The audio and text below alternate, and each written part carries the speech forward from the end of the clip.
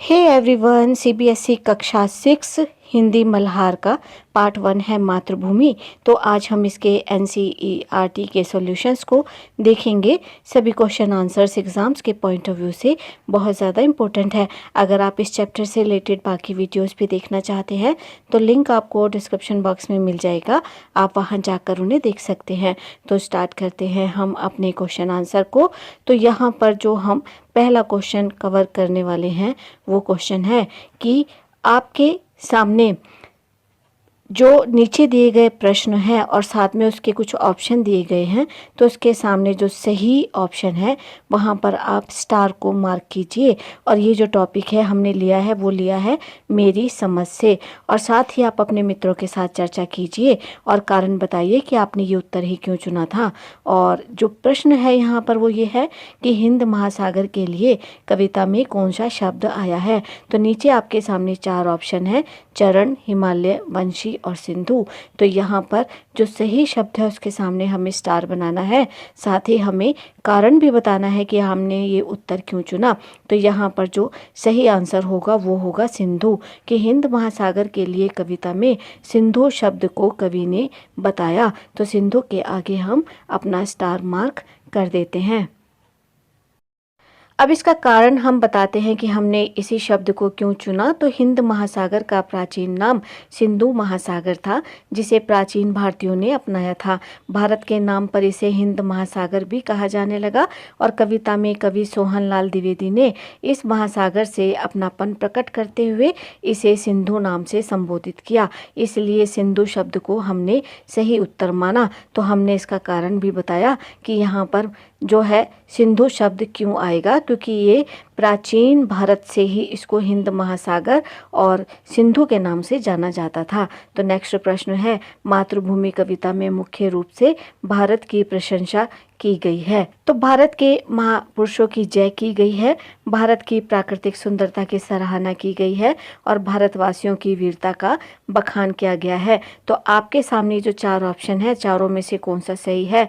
तो सही ऑप्शन होगा कि मातृभूमि कविता में मुख्य रूप से भारत की प्राकृतिक सुंदरता की सराहना की गई है, क्योंकि इसमें भारत के महापुरुषों का जिक्र तो आया और भारत के वीरता का बखान भी किया गया, भारतवासियों की वीरता का बखान भी इसमें बखूबी किया गया।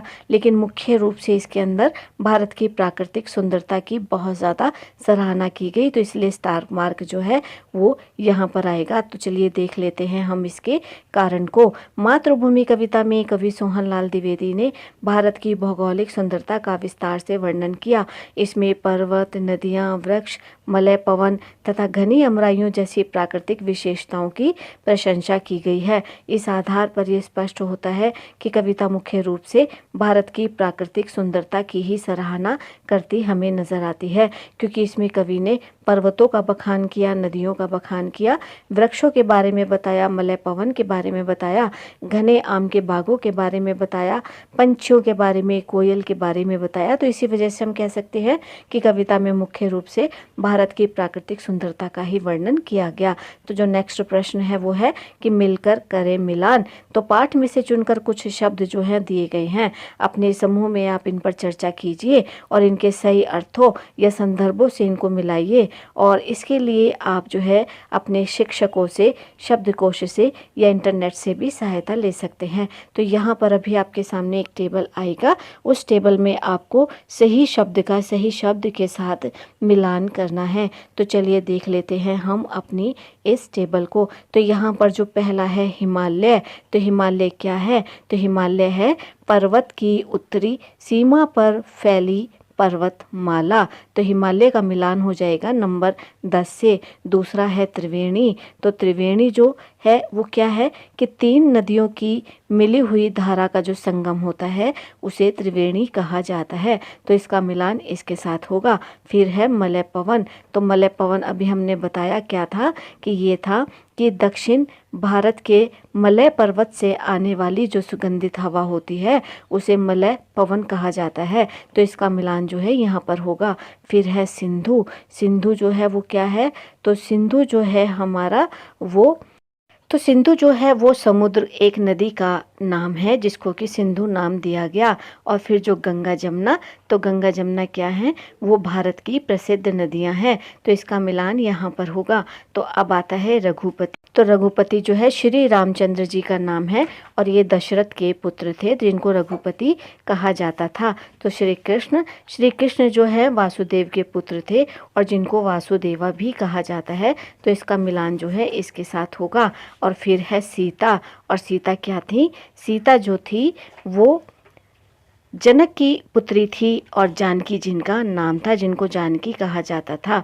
और गीता क्या है? गीता सभी जानते हैं कि हमारे भारत का एक बहुत पवित्र ग्रंथ है और ये पवित्र जो ग्रंथ है वो है श्रीमद् भागवत गीता।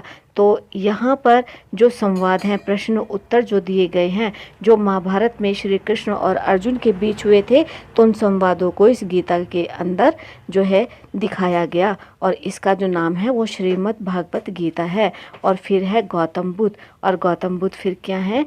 जो गौतम बुद्ध जो हैं वो हमारे एक प्रसिद्ध महापुरुष हैं और बौद्ध धर्म के ये प्रवर्तक थे। तो इस तरीके से हमने इन सभी का मिलान किया कि किसका मिलान किसके साथ होना है। तो स्टूडेंट, उम्मीद है ये आंसर आपको बहुत अच्छे से क्लियर हुए होंगे। तो वीडियो को लाइक करें, कमेंट करें, चैनल को सब्सक्राइब करके नोटिफिकेशन बेल को प्रेस करें, ऑल पर हिट करें ताकि आने वाला हर वैल्यूएबल वीडियो आप तक पहुँचे। मिलते हैं हम आपसे अपने नेक्स्ट वीडियो में। Till then keep watching, stay connected. Thank you.